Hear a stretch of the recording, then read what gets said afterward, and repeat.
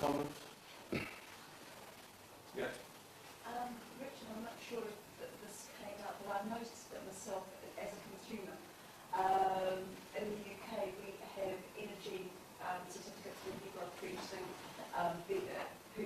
houses. You have to put on the energy performance of your home. And as a consumer, it does make me think, I don't think I'll look at that place. It needs a spoiler done.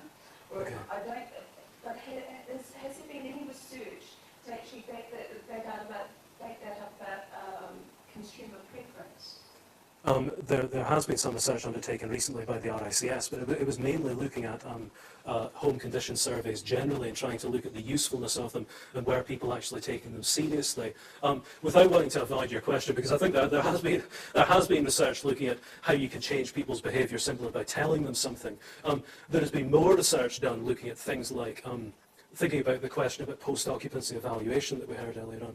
There has been more research done looking at trying to monitor people's actual energy use within buildings or the actual energy performance of buildings. And some of those studies have certainly started to suggest that if, for example, you give people live feedback about how much energy their building is consuming, that you can start to change their behaviour.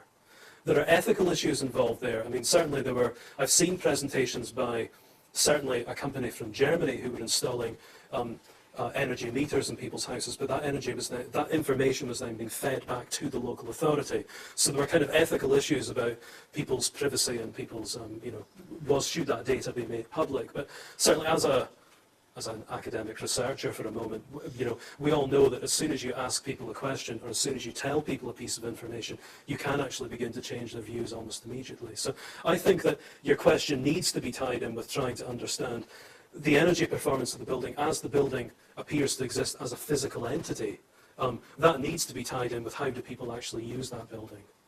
I just know, as thinking about selling my property and knowing that energy performance will be part of what prospective purchasers will look at, that I'm actually thinking of how I can make my house actually more energy efficient so that it will be more desirable to purchase, because as a consumer looking the other way, I know what I put a bin in and I know what I wouldn't put a bin in for, because it actually gives you an average amount of energy consumed. Yeah. I mean, I would imagine, kind of thinking not as an academic but as a surveyor for a moment, studies that I've seen looking at the effect of one particular attribute on property values, I would suggest that different types of building will give you different answers to your question. There will be parts of towns or parts of cities, we can all think of parts of Aberdeen where the energy performance of a building is not going to negatively affect the value simply because the area of the town is very affluent or very desirable. But there are, on the other hand, there are going to be parts of most cities, I'm thinking about kind of suburban parts of cities, where the stated energy performance of a building could actually make a significant difference either to the value or to whether or not people would bother viewing the house in the first place. I think just on the point on grading consumer behaviour, that at Aberdeen Business School, one of our colleagues at Aberdeen Business School, she'd done research on sort of grading of consumer behaviour, but this was done in the context of a built environment. But in terms of your sort of day-to-day products, why would someone need to buy like a more sort of greener sort of bulb as opposed to the traditional ones? And especially, I mean, since you look into the different sort of barriers, or as she called it in the study, different filters, if a consumer they're used to a certain product, why bother and even change if the other product might be something new? And so this is sort of the consumers being more sort of risk averse in terms of trying out new products. And you might find people might say, okay, let's see if everyone will take it, okay, let's jump on the wagon and just do like anyone is doing. So there is some research that was done in that, but in terms of not built environment, but the business school, I can point you towards that and concentrate from. Any other questions? Yes. We talked, I think quite rightly, earlier about refurbishment or retrofitting, but I don't see much happening yet in sort of education terms and training people specifically in that area. Is that an area that's of interest here? Are you aware of other colleges starting to do that sort of work to train more people developers in that area? Because we very much need to take it as a whole house approach and not just stick a bit of this on or stick a bit of that on. I mean, the answer is yes. I'm seeing Genevieve say yes. I mean, I think within the school, the drive towards looking at both teaching and research within energy has increasingly taken a kind of dual focus, where maybe 10 years ago we were looking at the kind of design of new buildings, but that's not been the case for a number of years now. I mean, I think the importance of trying to educate our students in terms of how they can deal with existing buildings is very important.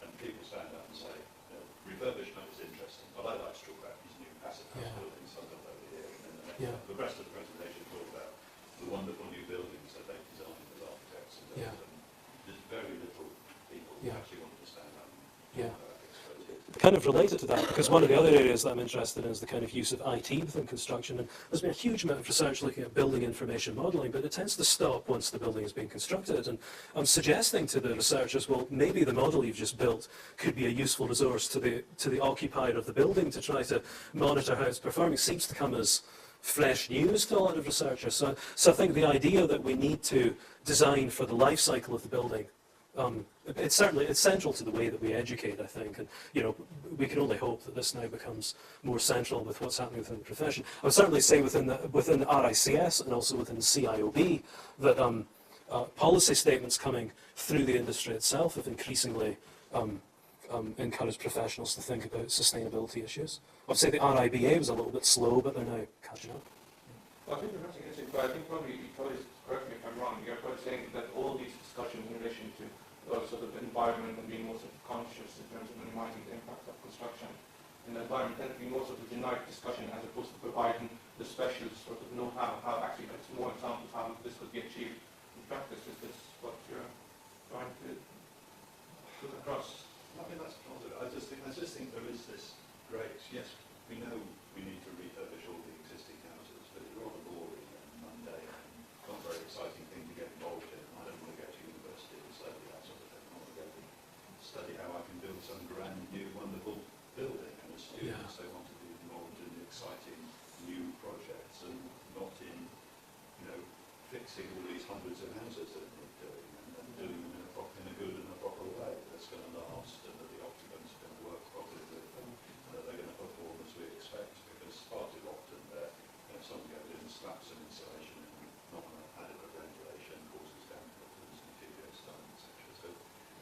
So it's just what's sexy and what isn't in a lot of projects. There's a comment. In Aberdeen, we've got 110,000 individual homes. Can you speak up, please? Can you speak up, please? In Aberdeen, we've got 110,000 individual homes. Of those, 15,000 are granite houses, 12,300 are Victorian granite flats, 4,500 are in 1960s, 70s multi-storey blocks. Those are the problematic house types we have. Yes, there are materials you can use to insulate them, there are heating systems you can put in, we're doing things like CHP, district heating schemes and motors. But you're not going to get 15,000 individual homeowners insulating granite properties with rooms and low floors that in a simple, easy way. And there, the unit could actually help develop something, promote something, to work with us to get these done. Because it's not only Aberdeen, you have the same thing in so many different cities across Europe. Well, I'm sure we'd be delighted to discuss that with you, Fran. I mean, I know that over the years, our Masonry Conservation Group has been involved in. I know there were some problems in a number of tenement buildings in Torry, which I'm sure are some of the buildings you're referring to, where people had actually started to, for example, close off their fireplaces because they were getting a draft through their living room in the evening. But of course, the building wasn't designed so that the ventilation through the chimney was keeping the building dry, but it was.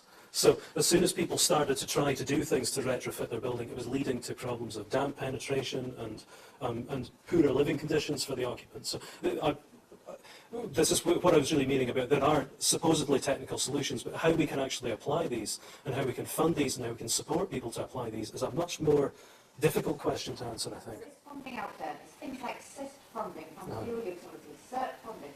There's money out there. It doesn't have to come from government. Government direct the fuel companies to do this. But I mean, there is a lot of money out there that could be directed to these problem hard to treat type properties. But we do need answers, technical answers that are doable, not just technical answers. Could we just put comment here? It's really a comment because I was interested that the Historic Scotland are overcrowding buildings in Edinburgh. Those were just as test studies. I don't think we're necessarily intending to do it. The main issues in Aberdeenshire is, and I actually spoke to somebody, a council planner, who said, no way would we allow the granite to the overclap. That just would not be allowed under planning. So you've already got an issue and a conflict, if you like, in dealing with the energy issues, which, I mean, the obvious thing to do is overcladding technically. When you start trying to there's a whole host of technical challenges, particularly with the Aberdeenshire type story and a half and tenement buildings. And that conflict between planning and the technical ways and the user is one, and obviously what's acceptable to the public. Is really where a lot of the conflicts are arising, and a lot of where people have, and friends of mine actually, and not clients of mine, people who've spoken to me, have tried to improve their houses, have got a technical solution, are not being allowed to do that because of planning regulations. I'm afraid we just have to go just to close.